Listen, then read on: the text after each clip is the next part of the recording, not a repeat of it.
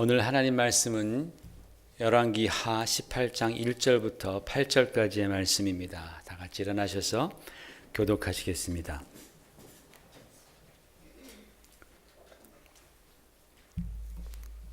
이스라엘의 왕 엘라의 아들 호세아 제3년에 유다 왕 아하스의 아들 히스기야가 왕이 되니 그가 왕이 될 때에 나이가 25세라.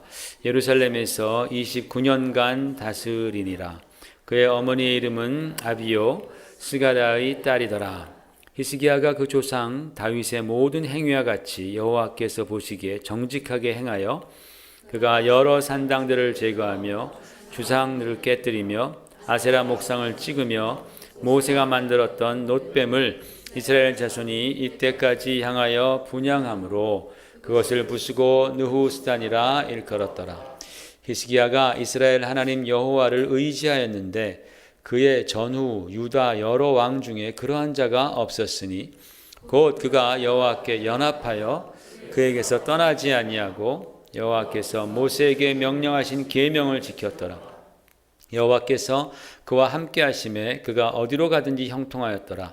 저가 아수르 왕을 배반하고 섬기지 아니하였고 그가 블레셋 사람들을 쳐서 가사와 그 사방에 이르고 망대에서부터 견고한 성까지 이르렀더라. 아멘. 1517년 10월 31일 그러니까 지금으로부터 498년 하고도 6일 전입니다. 정오가 될 무렵에 독일의 비텐베르크라는 도시의 성당에 한 검은 수도사의 복장을 한 사람이 그의 조교를 대동하고 나타났습니다.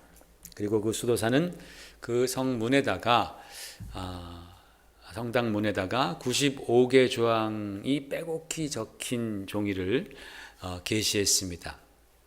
그 안에는 그 당시에 참으로 부패할 대로 부패했던 로만 가톨릭의 잘못된 신학과 행위들, 특별히 교황의 그 면죄 남용과 또 면죄부 판매에 대한 반박의 내용들이 들어 있었습니다.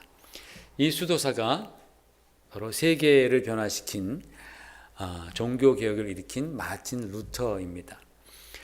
당시 로만 가톨릭은 한 손에는 세속적인 권세를 쥐었고 또 다른 손에는 영적인 권세를 종교적인 권세를 쥐고서 엄청난 이 권력을 무소불위의 권력을 휘두르면서 타락해 갔습니다. 누구든지 그런 엄청난 권력이 있으면 타락해 가는데 로만 가톨릭이 그 당시에 그렇게 권력을 휘두르면서 타락해 갔습니다. 그래서 종교개혁이 시작될 당시에 교황이 레오 10세였는데 이 사람은 아주 탁월한 외교가였고 또 예술적인 감각이 뛰어난 인물이었다고 합니다. 그래서 그 교황청, 바티칸에 있는 그 베드로 성당이 마음에 안 들었던 거예요. 그래서 그 베드로 성당을 개축하기로 마음에 결정을 했습니다. 그리고 그러기 위해서는 엄청난 재정이 필요했는데 그 재정을 채우는 데에 묘안을 짜낸 것이 바로 면죄부 판매였습니다. 여러분, 가톨릭에는 우리 개신교에서는 없는 연옥이라는 그런 교리가 있습니다. 여러분 들어보셨죠? 연옥. 이 교리는 비록 천국에 가는 사람들이라도 이 땅에 살면서 죄와 허물이 많잖아요. 그죠? 하나님을 믿지만 죄와 허물이 계속해서 있기 때문에 천국에 가기 전에 천국 가려면 천국은 깨끗한 사람이 가야 되니까 그 전에 그 죄와 허물에 대한 값을 다 치러야 한다라는 그런 교리입니다. 그 어디서 치르느냐? 천국 가기 전에 연옥이라는 데가 있는데 그 연옥에는 지옥불과 같은 불이 막 활활 타고 있어요. 거기에서 자기의 모든 죄와 허물의 대가를 스스로 다 치른 후에 깨끗하게 정화된 다음에야 비로소 천국에 갈 수 있다. 이런 교리가 있는 것이죠. 성경에는 없어요. 성경에는 없습니다. 예수님께서 십자가에 달려 돌아가실 때 그 옆에 있던 강도에게 그 강도가 주님을 믿었습니다. 그랬더니 주님 뭐라고 그러셨어요? 내가 오늘 나와 함께 낙원에 가 있으리라 그러셨죠. 너 평생 그렇게 강도짓 나쁜 일 됐으니까 한 1000년은 연옥에서 썩다가 고통받다가 그 다음에 낙원으로 와라, 이렇게 말씀 안 하셨단 말이죠. 영적인 원리는 변하지 않습니다. 예수님에게 갔던 누구에게 갔던 똑같습니다. 그러니까 연옥이라는 그러한 교리는 없는 거예요. 근데 그 당시 사람들은 성경이 자기 나라 말로 번역되어 있지 않았습니다. 고대 그 라틴어, 사어죠, 죽은 언어죠. 아무도 쓰지 않는 그 라틴어로 성경이 번역되어 있는 것들을 주장했기 때문에 로만 가톨릭이 아주 지식인들이라든지 또는 사제들을 제외하고는 그 성경을 읽을 수 있는 사람들이 없었어요. 다 무지해서. 자기 나라 말도 잘 쓰지 못하는데 라틴어 같이 어려운 말을 어떻게 그들이 배우고 이해하고 쓸 수 있겠습니까? 알지 못한, 읽을 수가 없는 거예요. 혹시 지식인 중에서 읽었다 하더라도 그 성경을 해석할 수 있는 권리는 오직 가톨릭 교회만 갖고 있다라고 그렇게 교리화했기 때문에 성경을 해석할 수 있는 권리가 없는 거죠, 일반 사람들은. 그런 상황에서 가톨릭 교리에 대해서 반박했다가는 그럼 당장에 종교 재판이 열리게 되고 파문을 당하게 되고 그런다면은 화형까지도 각오해야 하는 그런 큰 형벌을 받게 된다라는 것이죠. 당시에는 성경도 자기 나라 말로 번역하면 사형을 당하던 그런 시절이었습니다. 그러니까 이 로만 가톨릭이 베드로 성당을 개축하면서 필요한 자금을 조달하기 위해서 이 연옥에 대한 교리를 더욱더 강화시켰고, 그리고 무지한 백성들에게 면죄부를 팔기 시작합니다. 그래서 면죄부를 사면 연옥에서 고통받는 기간이 줄어든다라는 것이죠. 많이 사면은 많이 줄어들어서 마침내는 고통 더 이상 받지 않고 네가 이 세상에서 아무리 죄와 허물이 많아도 면죄부를 큰 걸 사면은 그냥 바로 천국 간다. 그런데 면죄부를 사지 않으면 너는 네 죄를 네가 알렸다. 어떻게 뻔뻔하게 그냥 천국 가냐? 너는 연옥에 들려서 지옥불처럼 뜨겁게 고통당하다가 그 다음에 천국에 간다. 면죄부를 파는 거예요. 사람들이 또 거기에 현혹돼서 또 사기 시작하죠. 돈 있는 사람들 막 자기의 땅도 내어주고 엄청난 거금을 들여서 면죄부를 많이 사는 거죠. 그러다가 나중에는 이미 죽은 사람들을 위해서도 너의 아버지, 어머니 지금 연옥에서 고통당하고 계시다. 너의 할아버지, 증조할아버지, 고조할아버지 지금 아직도 500년은 남았다. 그러니까 그분들을 위해서 너희가 효도할, 하나님께서는 너희 부모를 공경하라 그랬는데 효도할 기회가 왔으니 그분들을 위해서 면죄부를 사라. 그래서 죽은 사람들을 위해서도 막 면죄부를 파는 거예요. 여러분, 그때 당시에 이 교회가 얼마나 돈으로 타락했는지 잘 보여주는 예가 또 하나 있습니다. 사순절 기간, 예수님께서 고난당하신 그 사순절 기간 있잖아요. 그 사순절 기간에는 중세는 굉장한 엄격한 그 음식 통제가 있었습니다. 그래서 주님이 고난 받으신 그 기간 동안에 어떻게 우리가 기름진 음식을 먹을 수 있으랴? 우리도 절제하자. 절제하는 기간입니다. 그런데 교회로부터 버터 식용 허가증을 사면 버터를 먹을 수 있었던 거예요. 버터 식용 허가증. 그런 게 있었어요. 그러니까 이걸 못 사고 먹으면 죄인이 되는 것이고 산 다음에 먹으면 의인이 되는 것이죠. 마찬가지로 면죄부도 사면 바로 천국 가고 또 돈이 없어서 못 사면 지옥불과 같은 고난을 고스란히 다 받아야 한다는 것이죠. 유전무죄, 무전유죄가 생각이 나죠. 자, 여러분, 우리도 사법부가 재판할 때 돈 있는 사람 형량을 감해주고 돈 없는 사람은 세게 때리고 이러면 유전무죄, 무전유죄 하면서 사법부가 썩었다라고 얘기를 하잖아요. 썩은 것이죠. 교회도 마찬가지로 그렇게 썩을 대로 썩어 있었습니다. 여러분, 성경의 가장 중심 내용이 뭐예요? 예수님께서 우리의 죄를 대신 담당해 주셨다 아니겠어요? 우리의 죄값을 대신 치러주시고 우리로 하여금 예수를 믿을 때에 바로 천국에 갈 수 있도록 주님께서 길이 되어주셨다. 주님이 진리가 되어주셨다. 나의 생명이 되어주셨다. 이게 성경의 말씀 아니겠어요? 가장 중요한 핵심의 말씀이, 신구약의 가장 중요한 말씀이 바로 그거 아니겠어요? 주님이 우리들의 죄를 불쌍히 여겨주셔서 우리의 죄를 대신 십자가에서 치러주셨으니 너희가 예수 믿고 자유하라. 죄짐에서 너희가 해방되라. 이게 바로 성경의 핵심 메시지 아닙니까? 그런데 그 성경의 핵심 내용은 가르치지 않고 인간의 탐욕을 채우는 사악한 이상한 교리들을 만들어서 가르쳤던 것입니다. 바로 이럴 때에 마틴 루터가 가톨릭 수도승이었습니다. 또 유명한 교수였습니다. 이 마틴 루터가 오직 의인은 믿음으로 말미암아 살리라라는 이 로마서의 말씀을 그가 깨달았어요. 야, 내가 어떻게 하면 하나님께서 인정하시는 그 의를 내가 소유하고 하나님이 기뻐하시는 하나님의 자녀가 될 수 있을까? 하나님께서 주시는 그 구원에 이룰 수 있을까? 예전에는 내가 뭔가 행위를 통해서 내가 하나님께서 기뻐하시는 의인이 되리라 했는데 안 되는 거죠. 안 되는 거예요. 그러다가 그가 오직 의인은 믿음으로 말미암아 살리라. 하나님께서 의를 주신다라는 그 믿음을 가질 때 하나님께서 우리를 의롭다 칭해 주시는구나. 하나님께서 보내신 예수 그리스도의 그 십자가의 공로를 내가 믿을 때에 하나님께서 나를 의롭게 칭해 주시는구나라는 것을 루터는 깨달았어요. 그가 그것을 깨닫고 그의 삶 가운데 빛이 들어왔다라고 그는 말을 합니다. 그 말씀 붙들고 개혁을 일으켰던 거예요. 물론 루터는 자신의 그 95개 조항이 그렇게 큰 개혁의 불을 일으키리라고는 기대하지 않았습니다. 또 자신의 이 95개 조항이 중세 암흑시대의 종지부를 찍는 대변혁을 가져오리라고도 상상도 하지 못했습니다. 오히려 이 일로 인해서 자신에게 신변의 위협이 닥쳐오고 약 100년 전에 개혁을 외쳤던 얀 후스라는 그러한 체코인이 있었습니다. 그런데 그분이 화형을 당합니다. 어쩌면 그 사람처럼 자기도 화형을 당할 수 있을 것이라는 그런 두려움이 더 컸을 것입니다. 그러나 루터는 자기 내면 안에서 들려오는 그 성령님의 음성을 부정하거나 거역할 수 없었어요.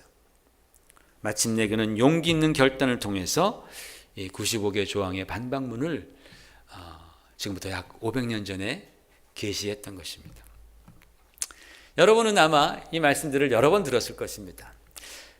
오늘도 들으시면서 목사님 그 500년 전 저 유럽에서 일어난 그 사건이 나랑 무슨 관계가 있습니까? 라고 그렇게 반문할지도 모르겠습니다. 그러나 훗날 독일이 나온 세계적인 문화였던 괴테, 여러분 괴테 아시지 않습니까? 이 괴테는 자신의 노년에 자기에게 벗이 되어주고 또 조수처럼 도움이 되어준 시인, 독일 시인입니다. 에커만과의 대화에서 그는 이렇게 말했습니다. 우리는 루터와 종교개혁에 대해 전적으로 감사해야 한다라는 사실을 전혀 모르고 있습니다.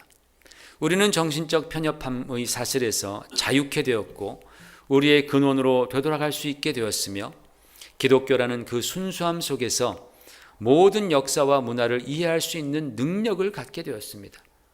우리는 하나님의 땅에 발을 확고하게 딛고 서 있을 수 있는 용기를, 그리고 성령을 받은 인간 본성 안에서 스스로를 느낄 수 있는 용기를 다시 갖게 되었습니다.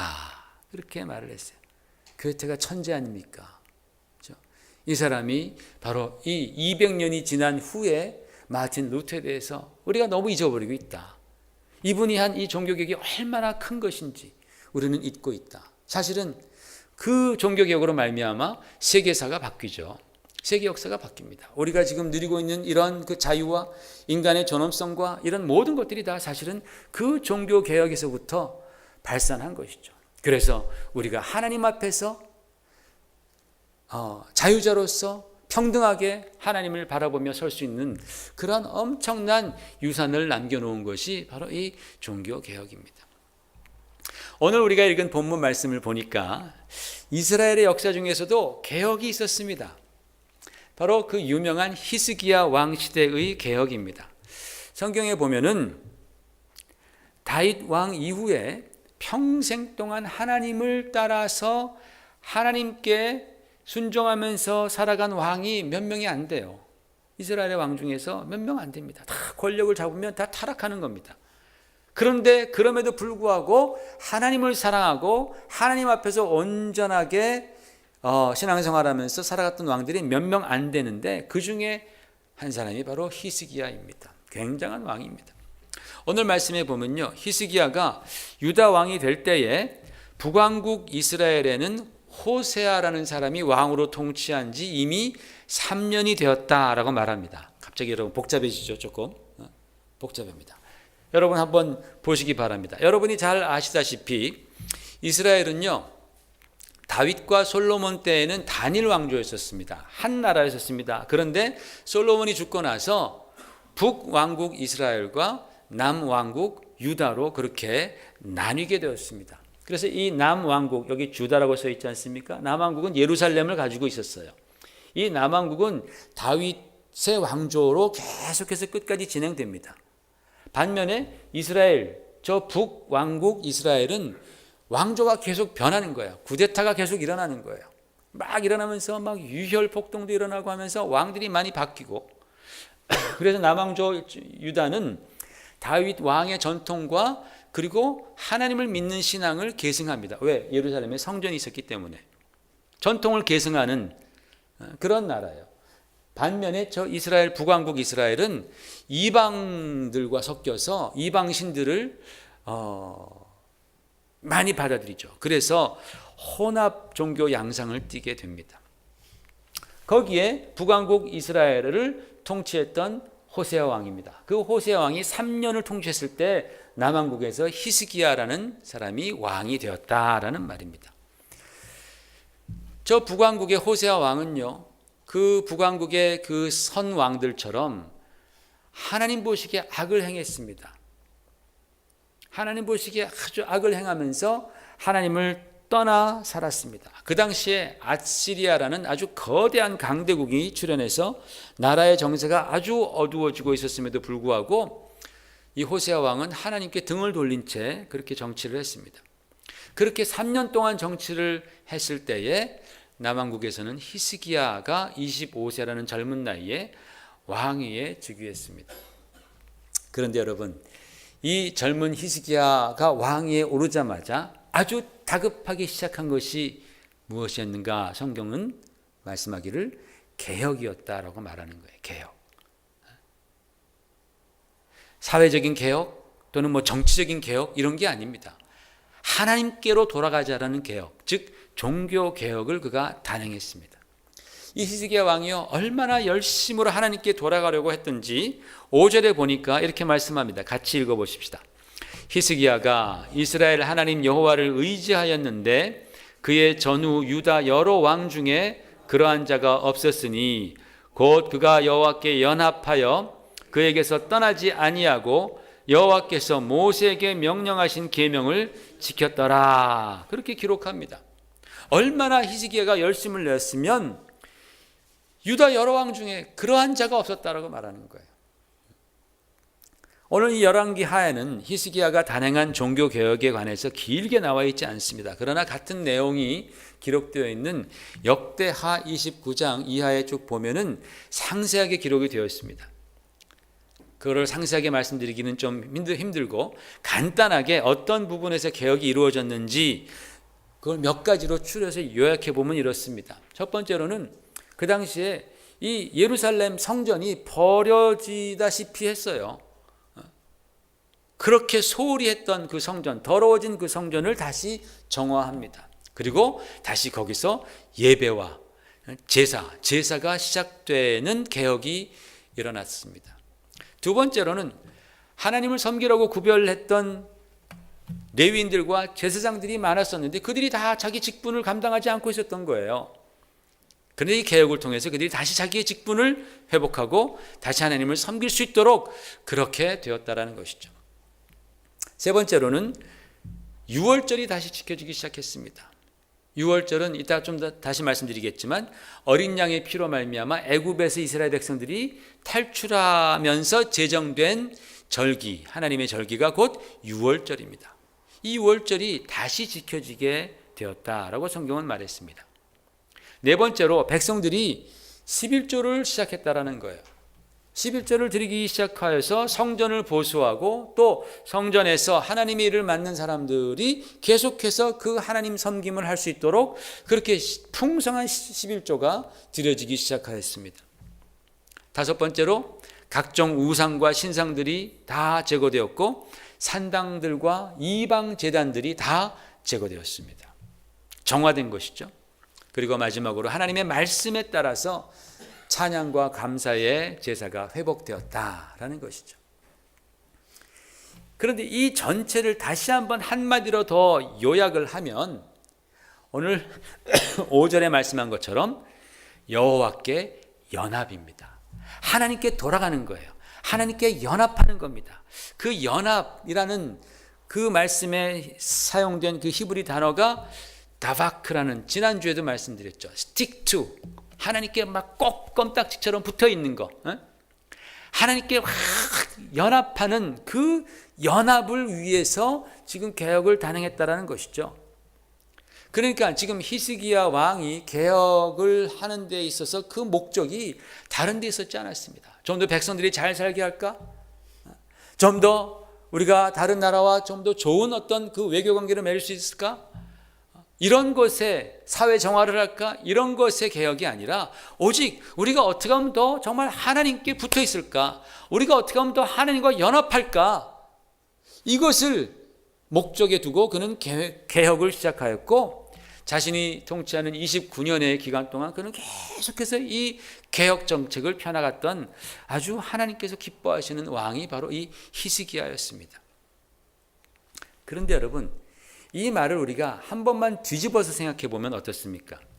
이 남유다 백성들, 아까 북쪽은 막 이 혼합 종교 양상이 막 뛰고 또 하나님으로부터 멀어져 갔다 그랬습니다. 그나마 이 남유다는 예루살렘에 성전이 있었고 다윗의 전통을 계속해서 고수했기 때문에 그나마 그래도 하나님을 섬기는 그런 신앙 가운데 있었던 것처럼 겉으로는 보였지만, 개혁이 이루어졌다라는 것을 뒤집어 생각해 보면 유대 백성들도 북이스라엘 백성들 못지않게 하나님이 보시기에 악을 행하며 살았다라는 거예요. 그들이 제사는 지내는 것 같고 하나님을 섬기는 것은 같이 보였지만, 그러나 그들도 악을 행하며 살았다라는 겁니다. 하나님을 떠났던 것입니다.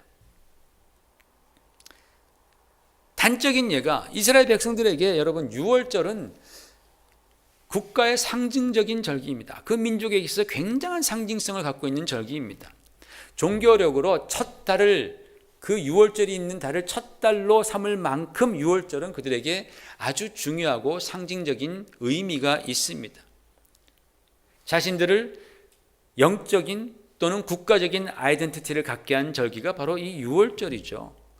애굽에서 종로를 탈 때 하나님께서 그 어린 양, 이제 곧 그분이 예수 그리스도의 십자가의 보혈로 우리를 구원해 주시는 바로 그 예수 그리스도를 바라보게 하는, 그래서 그 유월절 어린 양을 잡음으로 말미암아 그들이 이제 해방되어서 자유민이 되었고 하나님을 섬기는 민족이 되었잖아요.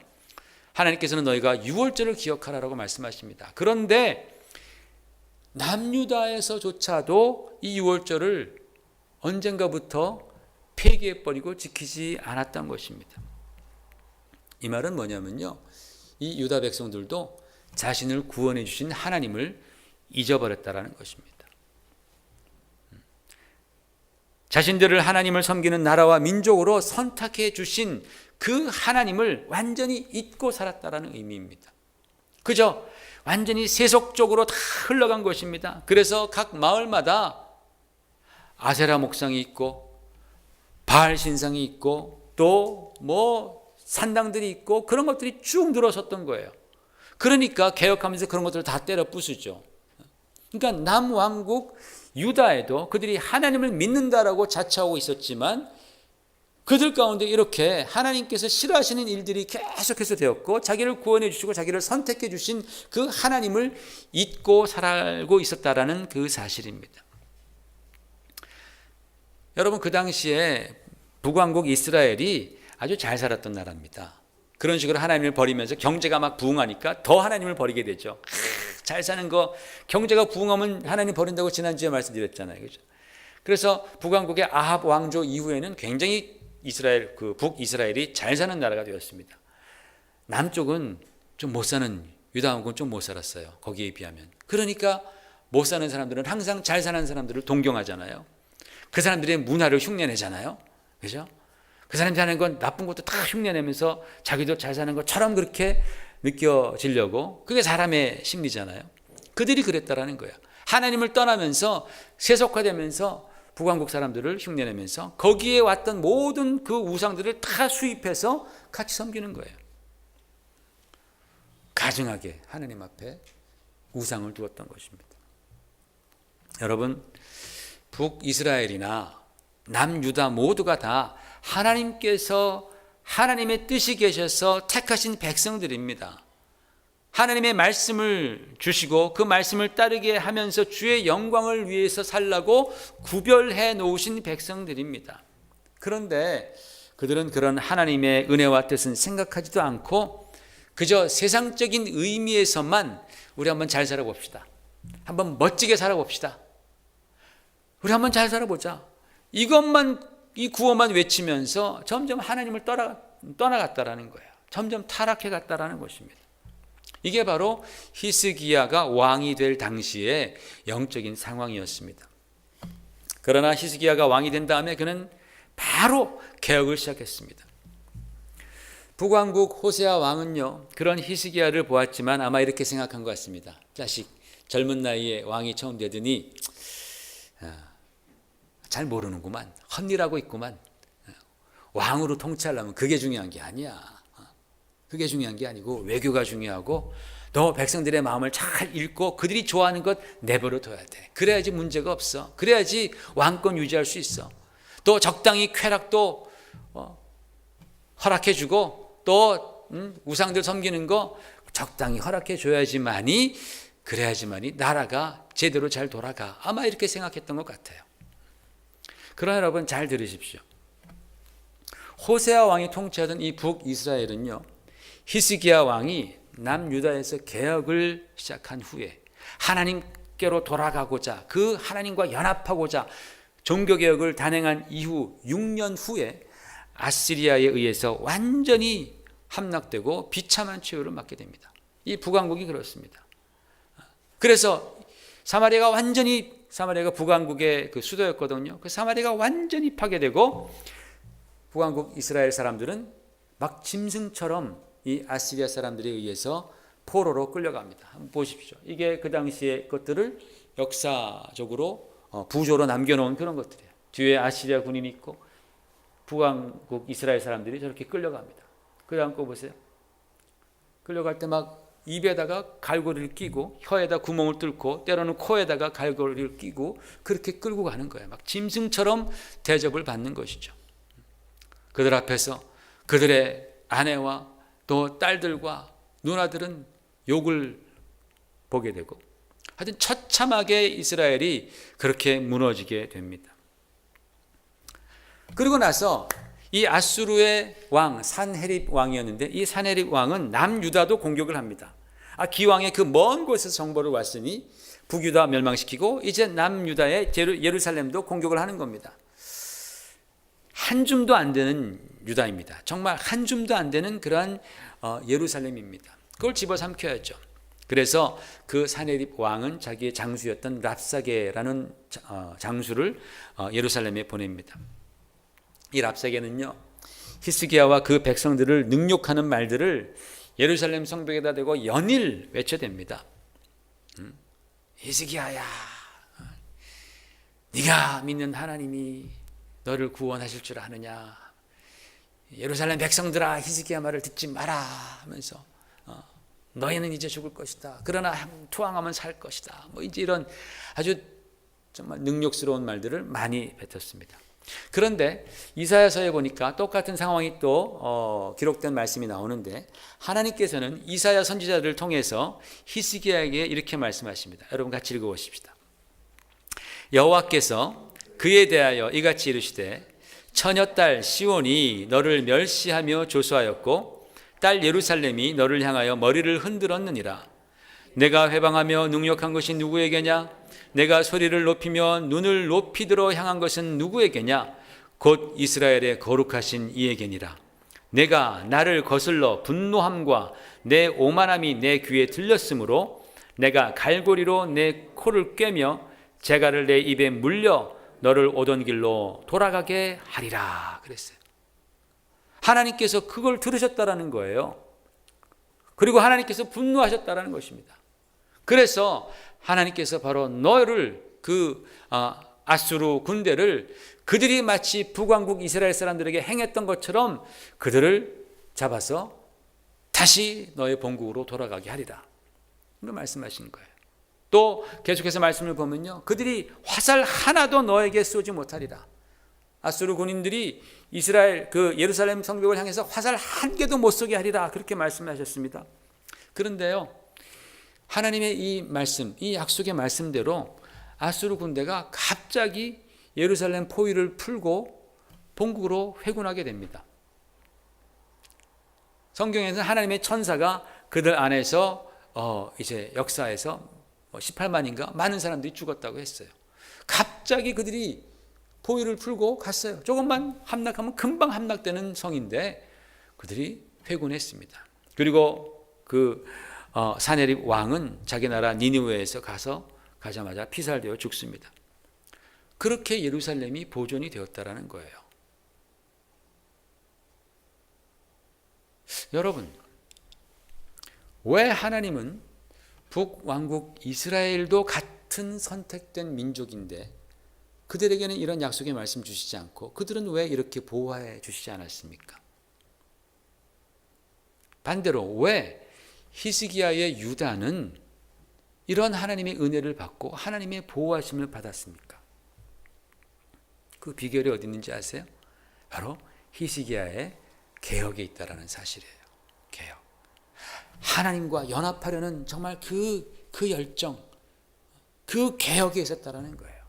이게 여러분 바로 승리하는 영적 비결이라는 사실을 믿으시길 바랍니다.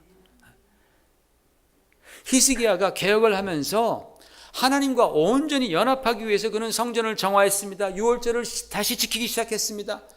백성들은 11조를 이행하면서 각종 우상을 제거하니까 하나님께서 그 나라를 기뻐하신 거예요. 비록 그들이 그 전에는 우상을 섬기면서 하나님을 떠나갔지만 그들이 다시 개혁을 통해서 하나님께로 돌아오니까 주께서도 그들 가운데로 돌아오신 것입니다. 그러니까 랍사게가 아수르 장수와 랍사게가 예루살렘에서 히스기야를 욕하고 백성들을 막 깔볼 때에 하나님께서 뭐라 그러십니까? 이사야를 통해서 걔가 지금 나를 멸시하는 것이다 라고 말씀한 거예요. 걔가 지금 나한테 지금 욕하는 것이다. 내가 나를 거슬러 분노하게 했으니 내가 북왕국 이스라엘 나의 백성들에게 행한 것처럼 똑같이 행하리라. 그러니까 하나님께서는 자신에게로 돌아온 바로 그 유다 백성들과 하나님 자신을 동일시하셨다라는 거예요. 지금 랍사게가 막 히스기야를 욕하는데 얕보고 깔보는데 하나님께서는 그게 바로 나에게 한 것이다. 자기 백성의 역경이 마치 당신의 문제인 양, 자기에게 돌아온 그 백성이 당하는 그 수치가 마치 자신의 수치인 양, 주님께서 그렇게 그것을 받으시고 주님이 직접 나셔서 해결해 주셨다라는 사실입니다. 그러나 여러분, 자기 마음대로 살면서 하나님을 멸시했던 그 북왕국 이스라엘을 하나님은 돕지 않으셨습니다. 여러분 생각해 보십시오. 그 북왕국 이스라엘이 처참하게 무너질 때, 그렇게 짓밟힐 때, 그런 고난 가운데 수치를 당하면서 끌려갈 때에 그들이 하나님께 기도하지 않았을까요? 생각해 보세요. 그들이 하나님께 정말 부르짖지 않았을까요? 하나님 살려주세요, 도와주세요, 용서해 주세요, 막 그렇게 그들이 통곡하면서 부르짖지 않았겠습니까? 아닙니다. 했습니다. 그러나 하나님께서는 나는 너희를 모른다 말씀하시는 거예요. 너희가 택한 잔을 너희가 마심이 마땅하도다, 주님께서 이렇게 놔두신 거예요.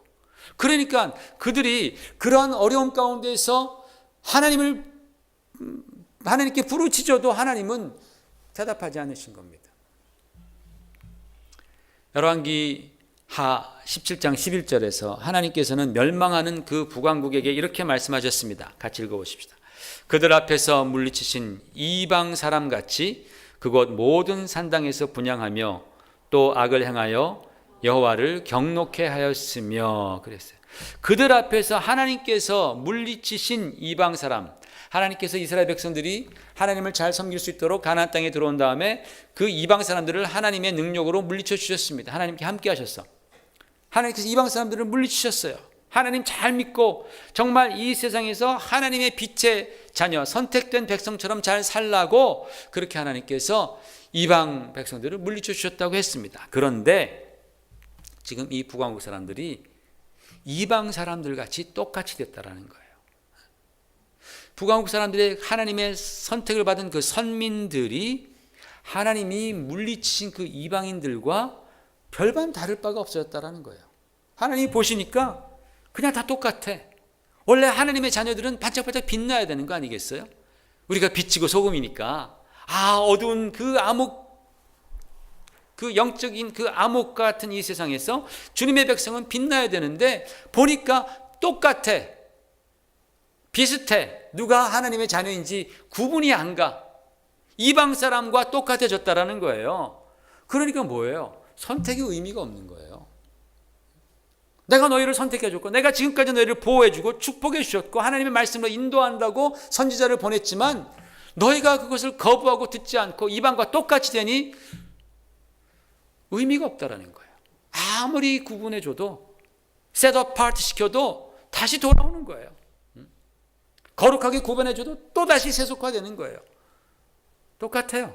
구분이 안 돼요.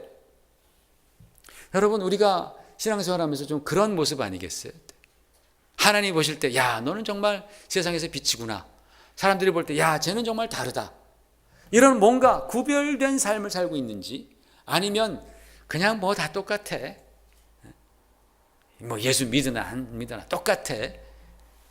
세상 사람들처럼 똑같이 생각하고 인생의 목표가 똑같고 그저 이 세상에서 그저 잘 먹고 잘 사는 것이 나의 목적이 되어서 전혀 이방 사람과 구분할 수 없는 그런 목적의 인생을 살고 있는 그런 많은 교인들. 하나님 보실 때 똑같은 거예요. 지금 북왕국 이스라엘이 그랬다라는 것입니다.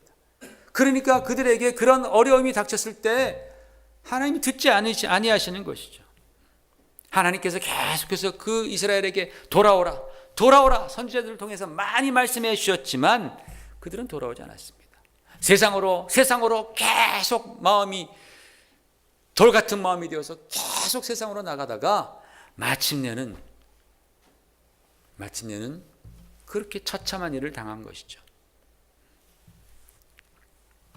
아무리 그 고난의 날에 부르짖어도 그들이 하나님을 떠났기 때문에 하나님은 그들의 구원자가 될 수 없었다라는 말씀입니다. 그렇지만 남왕국은 달랐습니다. 같이 하나님을 떠나 하나님 보시기에 가슴 아픈 그러한 죄악된 삶을 살았지만 그들은 개혁을 했다라는 사실이에요. 자신의 죄와 더러움과 자신의 나태함과 불순종을 보면서 개혁을 하기 시작했습니다. 힘들었지만 개혁하기 시작했습니다. 그러자 하나님께서는 그들의 하나님이 되어주시고 그들과 하나님은 함께 하여 주셨다라는 사실이 있죠. 이사야서에 보면요, 주께서 아수르의 손에서 히스기야와 그 백성을 구해주시는 대목에서 이렇게 말씀하고 있습니다. 이사야서 37장 32절 같이 읽으십시다. 만군의 여호와의 열심히 이를 이루시리이다 그랬어요. 하나님께서 히스기야 왕을 구원해 주시면서 이사야에게 하신 말씀은 만군의 여호와의 열심히 이것을 이루실 것입니다. 하나님께서 열심을 가지고 이루시겠다라는 거예요. 이스라엘 백성들이 하나님으로부터 멀리 떨어져 갔습니다. 그러나 그들이 멀리 갔지만 하나님과 연합하기 위해서 그들이 자신을 개혁했습니다. 개혁하는 데 열심을 내었습니다. 여러분 모든 신상 다 때려 부수고 또 새롭게 제사를 시작하면서 예배를 시작하면서 또 자신의 정말 그 11조를 하나님께 충성스럽게 드리면서 그렇게 개혁을 하는 것이 쉬운 일이 아니죠. 열심을 내었습니다. 온 국민이 열심을 내어서 왕을 따라서 그렇게 개혁을 했습니다.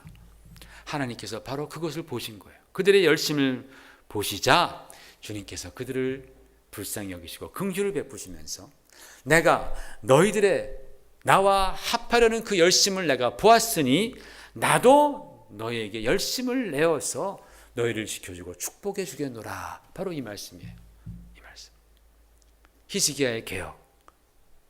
열심으로 주님과 하나가 되려는 그러한 그 중심을 보시고 하나님도 만군의 여호와의 열심으로 그들을 지켜주시고 보호해 주시고 구원해 주셨다라는 사실입니다.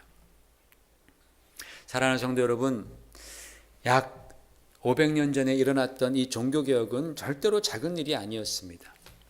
그러나 오늘날 우리들에게 더 중요한 것은 과연 우리 안에, 지금 내 마음 안에 하나님과 연합하려는, 정말 하나님께서 기뻐하시는 그러한 성도가 되려는 그러한 의지와 결단, 개혁의 의지와 결단이 있느냐, 이것이 더 중요한 거예요. 한 번 개혁으로 모든 것이 다 좋아지지 않습니다. 히스기야가 개혁했습니다. 어느 정도 회복되었습니다. 그러나 그 다음 세대 므낫세 왕 때 또 다 무너졌습니다. 그러나 그 이후에 왕이 된 요시야는 또다시 개혁을 하면서 하나님께로 나아가는 거예요. 계속해서 개혁하면서, 무너질 때마다 개혁하면서, 내가 볼 때 이건 아니다라고 생각하는 것이 발견될 때마다 우리는 개혁하면서 하나님께로 나아가야 합니다. 그것이 개혁의 중심 원리입니다. 하나님을 향한 개혁은 우리 안에서 계속되어야 합니다. 우리 안에서 내가 개혁된 신앙을 본받았다, 그것을 우리가 유산으로 받았다 할지라도 그게 다가 아니다라는 거예요. 저와 여러분 안에서 하나님을 향한 개혁, 하나님과 온전히 합하려는 그 개혁은 계속해서 일어나야 되는 거예요. 그렇지 않으면 우리의 신앙은 화석화가 됩니다. 화석처럼 굳어진다라는 거예요. 화석 알죠? 보기 좋잖아요. 야, 멋있다. 여기 뼈도 있고 다 있네. 근데 생명이 없어요. 우리 안에서 개혁이 일어나지 않으면 우리의 신앙은 화석화가 되는 거예요. 능력이 없습니다. 그런 신앙은. 기쁨이 없습니다. 왜? 죽은 신앙이기 때문에 그래요. 굳어졌기 때문에 그렇습니다. 마음이 굳어진 거랑 비슷하죠. 여러분은 언제 여러분의 신앙을 정말 하나님과 더 연합하기 위해서 개혁하였습니까? 그게 언제였습니까? 5년 전, 10년 전 은혜 받았을 때? 그러면 그 이후부터 여러분이 개혁하지 않았다면 화석화되고 있다는 거예요. 그러나 여러분, 산 신앙, 예수 그리스도의 피로 생명이 충만한 신앙은 어떤 신앙이나 성경에 말씀하신 것처럼 그리스도의 장성한 분량에 이르기 위해서 우리가 날마다 내 자신을 개혁하는 거예요. 그리스도의 마음을 품기 위해서, 예수의 마음을 품으라 라고 주님 말씀하셨는데, 그 마음 품기 위해서 우리는 날마다 그 예수의 마음을 방해하는 나의 것들을 개혁해 나가는 것이 바로 진정한 개혁 신앙입니다. 예수님께서 우리에게 주신 그 사명 감당하라고 말씀하셨는데, 그 사명 감당하기에 방해가 되는 그런 모든 것들은 자꾸 개혁시켜 나가는 것이, 그것이 바로 산신앙이라는 거예요. 아무리 듣고 아무리 배워도 똑같이 아무런 변화 없이 마치 화석화된 것처럼 계속해서 똑같다면 이것은 여러분 심각한 것이죠. 개혁해야 합니다. 변화해야 합니다. 여러분 잘 생각하십시오. 만약에 호세아 왕이, 북이스라엘 호세아 왕이 히스기야가 개혁을 단행하는 것을 보고 자기도 젊은 친구이지만 내가 본받아야 되겠다, 이거 이래서는 안 되겠다라고 생각하고 그가 마음에 결단하고 그도 개혁에 동참했었더라면 어떤 일이 일어났을까요? 분명히 하나님께서 그 땅을 고치셨을 것입니다. 하나님께서 보호해 주셨을 것입니다. 역사 지도를 보세요. 여기서 보십시오. 지금 이 허연 것이 이 아시리아 제국입니다. 가장 팽창할 때였습니다. 맨 처음에 가운데 약간 검은 좀 진한 부분은 처음 초기의 아수르 제국이고, 그 다음에 그들이 팽창할 때 이렇게 점점 내려오죠. 저 옆에 보면 예루살렘이 있고 요단강이 있고 다마스커스가 있습니다. 그 다마스커스 그 위쪽이 바로 북이스라엘입니다. 다 아수르가 먹었습니다. 그런데 이렇게 많은 영토를 먹으면서 저 유다, 저 조그만 곳 예루살렘, 저기는 못 먹었어요. 보세요. 역사가 말해주고 있잖아요. 예루살렘을 주변으로 해서 저 노란 점이 있지 않습니까? 저 아수르 대제국이 저것을 못 먹은 거예요. 저것은 설명이 안 됩니다. 왜 못 먹었을까? 저 큰 나라가? 히스기야가 그렇게 강했어요? 아니에요. 말 몇 필요 없었다고 성경에 나와요. 처참해졌습니다. 그들도. 워낙 공격이 거세가지고. 다 죽을 고비에 섰었던 그런 민족입니다. 그런데 아수르가 못 먹고 회군에서 돌아갑니다. 하나님의 역사입니다. 하나님의 역사. 만약에 북왕국 호세아 왕이 자기도 겸비하게 개혁을 시작했더라면 하나님이 도우셨죠. 하나님의 능력으로 남왕국이 보호된 것처럼 하나님이 도우셨을 것입니다. 여러분, 오늘 이 말씀을 잘 기억하십시오. 오늘 여러분 말씀을 기억하면서 한 가지 마음 가운데 결단하시길 바랍니다. 과연 나에게 내게 있어서 정말 주님께 더 연합하기 위해서 필요한 변화가 무엇인가 여러분 한번 생각해 보세요. 오늘 말씀을 들으면서 여러분 가운데 탁 꽂히는 어떤 그런 게 있을 수도 있습니다. 그것이 하나님께서 여러분에게 변화를 촉구하시는, 개혁을 촉구하시는 바로 그것이다라고 여러분 믿으시길 바라요. 그동안 나의 신앙에 방해가 되었던 딱 그 한 가지만 여러분 개혁하십시오. 한 가지 개혁에 성공하면요, 바로 그것을 통하여서 그리스도의 빛이 임하게 될 것입니다. 그 빛이 여러분 가운데 임하실 때에 여러분 신앙 가운데 큰 돌파구가 열리는 거예요.